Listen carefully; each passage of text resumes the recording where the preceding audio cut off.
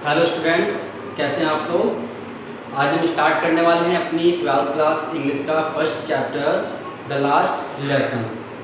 इस चैप्टर को पढ़ने से पहले हमें इस चैप्टर के बारे में जानना बहुत ही ज़्यादा ज़रूरी होता है, क्योंकि आपका 12th क्लास है तो बहुत ही मेन पॉइंट्स या जो तुम्हारे एग्जामिनर्स होते हैं, आपके एग्जामिनर्स होते हैं, वो छोटे छोटे पॉइंट्स को उठा करके आपसे पूछ लेते हैं, जिसका आपको पता तो होता है लेकिन आप उसको ध्यान में नहीं रखते हैं। तो उन पॉइंट्स को हम कवर करेंगे, उस चैप्टर के बारे में जानेंगे ये चैप्टर है क्या।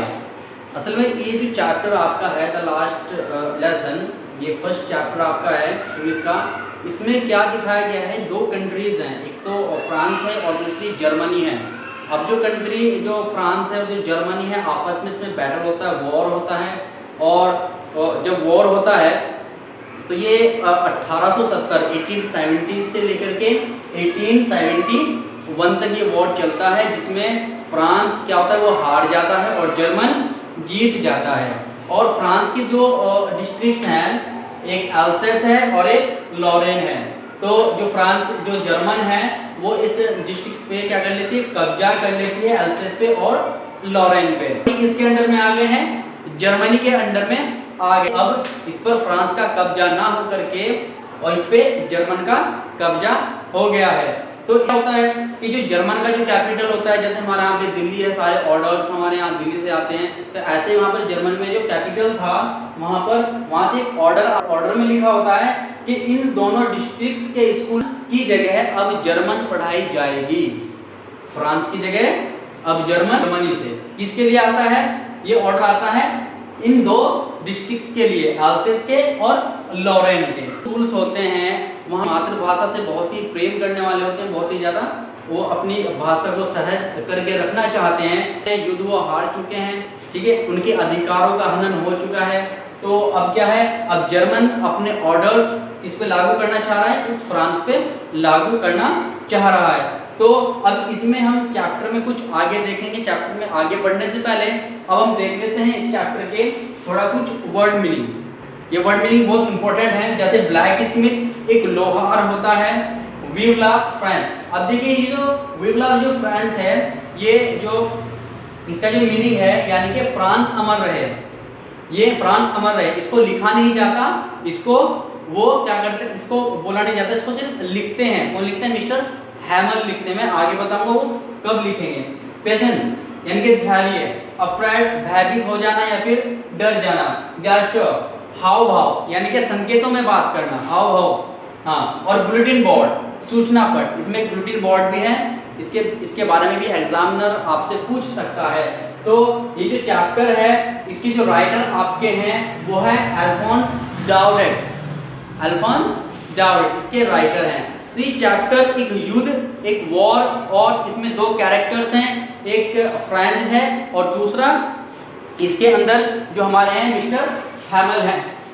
तो अगर आप इसको उतारना चाहते हैं, नोटबुक बनाना चाहते हैं तो बना सकते हैं, इसको लिख सकते हैं। बहुत इंपॉर्टेंट है, चैप्टर को समझने में बहुत ही ज़्यादा काम आने वाला है। तो इसको उतार लीजिएगा। और अब हम आगे बढ़ते हैं। याद रखना ये जो वॉर जो चली थी ये 1870 से लेकर के 1871 तक ये वॉर चली थी, जिसमें कौन वॉन हुआ था, इसमें जर्मनी क्या हुई थी, ये इसमें वॉन हो चुकी थी, यानी कि बैटल को जीत लिया था, ये बात याद रखना। और फ्रांस हार गया था। तो इस चैप्टर में आगे देखते हैं।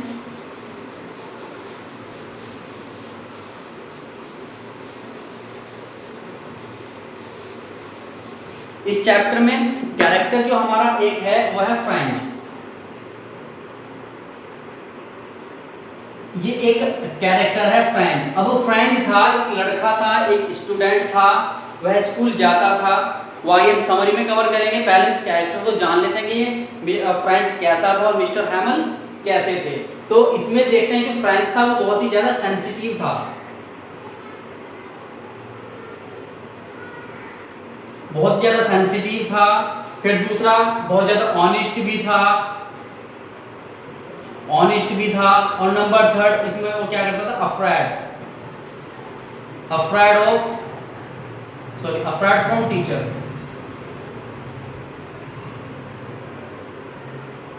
अफ्रेड फ्रॉम टीचर्स, यानी कि वो अपने टीचर से डरता था और बहुत ज़्यादा ईमानदार भी था। और 4 पॉइंट आपका जो है does not like study, does not like study. और 5th है आपका इसके अंदर not complete homework daily, not complete homework daily, यानी कि जो फ्रेंच था वो एक स्टूडेंट था, सेंसिटिव था बहुत ज़्यादा, और सेंसिटिव होने के साथ साथ में बहुत ज़्यादा ऑनेस्ट भी था और अपने काम को लेकर ऑनेस्ट भी था, लेकिन अफ्रेड फ्रॉम टीचर्स, वह टीचर्स से डरता था। वहीं पर 4 पॉइंट जो है वो है डज नॉट लाइक स्टडी, वह पढ़ाई को क्या करता था, उसको पढ़ाई पसंद नहीं थी। और 5th है नॉट कंप्लीट होमवर्क डेली, और वह अपना जो उसे काम मिलता था स्कूल से वह उसको नहीं करता था। तो ये तो बात थी फ्रेंच के बारे में। अब हम देख लेते हैं मिस्टर हैमल। अब मिस्टर हैमल कैसे थे, मिस्टर हैमल के कुछ पॉइंट्स हैं वो भी हम देख लेते हैं, वो क्या थे। Children afraid him, children afraid him, यानी कि मिस्टर हैमल्स का कैरेक्टर ऐसा था कि बच्चे उनसे क्या करते थे, बहुत ज्यादा डरते थे। और नंबर 2 जो है, नंबर 2 उनका ये है love his countries language, loves his countries language, यानी कि वह अपनी जो देश है उनका, जो उनकी कंट्री है, वो वहाँ की जो मातृभाषा थी, उनकी जो मातृभाषा थी उससे बहुत ज़्यादा प्रेम करते थे, बहुत ज़्यादा लगाव था, बहुत ज़्यादा पसंद था, पढ़ाना भी पसंद था। और वहीं पर 3rd पॉइंट जो है वो ये था कि इनको क्या था, 40 इयर्स का, 40 इयर्स का क्या था, एक्सपीरियंस था, 40 इयर्स का एक्सपीरियंस था किसका, टीचिंग का, किसका, टीचिंग का था, फ्रेंच लैंग्वेज, फ्रेंच लैंग्वेज का। और जो 5th पॉइंट है इनका ये था कि last emotional time, last emotional time, जो उनका लास्ट इमोशनल टाइम था, यानी कि जब वो आखिरी क्लास ले रहे थे तो उसमें क्या था, उन्होंने लिखा था बोर्ड पर विव ला फ्रांस, विव ला फ्रांस। विव ला फ्रांस का मतलब होता है फ्रांस अमर रहे। तो इसमें क्या था, मिस्टर हैमल कहते हैं चिल्ड्रन अफ्रेड हिम, बच्चे उनसे डरते थे, बच्चे बहुत ज्यादा डरते थे।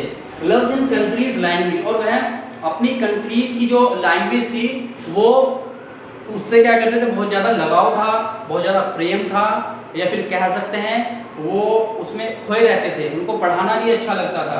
और वहीं 40 years experience teaching French language, और मिस्टर हैमल जो थे उनको काफ़ी लंबा समय होता है, 40 इयर्स बहुत लंबा समय होता है अपनी लाइफ में टीचिंग कराना। तो वो फ्रेंच लैंग्वेज को 40 सालों से पढ़ा रहे थे, वो उनको बहुत ज़्यादा पसंद थी। और वहीं पर फिर वो कहते हैं लास्ट इमोशनल टाइम विव ला फ्रांस, यानी कि जब वो आखिरी क्लास ले रहे होते हैं तो वो कुछ बातों को कह नहीं पाते हैं, तो वो क्या करते हैं, बोर्ड पर लिखते हैं, उसको बोर्ड पर लिख देते हैं। क्या लिखते हैं, लास्ट इमोशनल टाइम विव ला फ्रांस के फ्रांस अमर रहे। तो अगली वीडियो में हम इसकी समरी को कवर करेंगे और समरी के साथ साथ ही कुछ मोस्ट इंपोर्टेंट क्वेश्चंस और आंसर्स पर भी डिस्कस करेंगे। इस चैप्टर को समझने के लिए मेरी इस वीडियो को लाइक कीजिए, शेयर कीजिए और सब्सक्राइब कीजिए ताकि आपको मेरी नई वीडियोस